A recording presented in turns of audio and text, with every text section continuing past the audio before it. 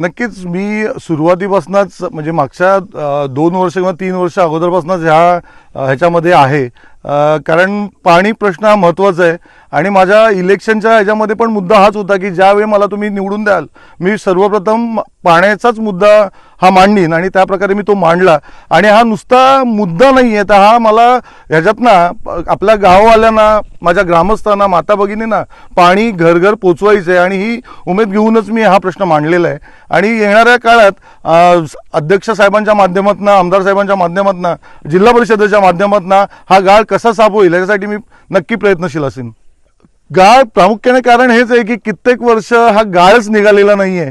का निघाला नाही याची उत्तरं तुम्ही सगळेच जाणताय, पण हा गाळ निघणं गरजेचं आहे. कारण ह्या धरणातनं पूर्वी अगदी आवास रेवज स्थळपर्यंत पाणी जायचं आणि आता आपल्याला चौल असेल, माझं नागाव आहे, अक्षी आहे किंवा अग्राव, माझे रोडंडातले 5 पाडे आहेत, तिथे पाणी पोचत नाहीये.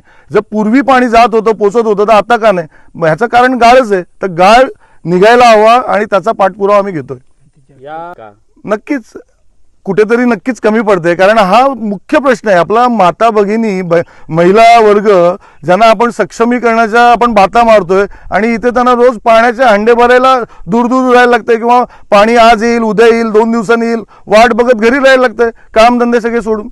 नक्कीच आपण कुठेतरी कमी पडतोय. माझं एवढंच म्हणणं आहे की माझ्या मतदारसंघातील आणि सर्वच ज्यांना ज्यांना हे पाणी जातंय त्यांना शुद्ध आणि चांगलं स्वच्छ पाणी मिळायला हवं.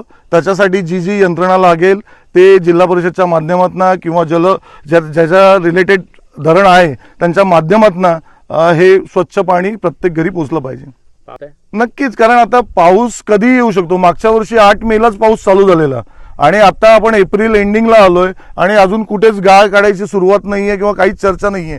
मी फक्त विषय मांडला, पण त्याचा निकाल यायला पाहिजे. कारण मला लोकांनी काम करण्यासाठी निवडून दिलंय. मला इथे येऊन काय कोणतं उत्पन्न सोर्स तयार करायचंय असं नाहीये. मी जनतेतनं मला निवडून दिलंय आणि माझी स्वतःची प्रामाणिक इच्छा आहे की मी हा प्रश्न मार्गी लावावा. नक्कीच अध्यक्ष साहेब श्री मंगेशजी वाकडीकर साहेब यांच्याशी माझी काल परवा पण चर्चा झाली. ते उद्या ह्या संदर्भात आम्हाला वेळ सुद्धा देत आहेत आणि ह्याच्यातनं चांगलीच चर्चा होऊन आपल्याला जसं हवंय तसा मार्ग निघेल अशी मला आशा आहे.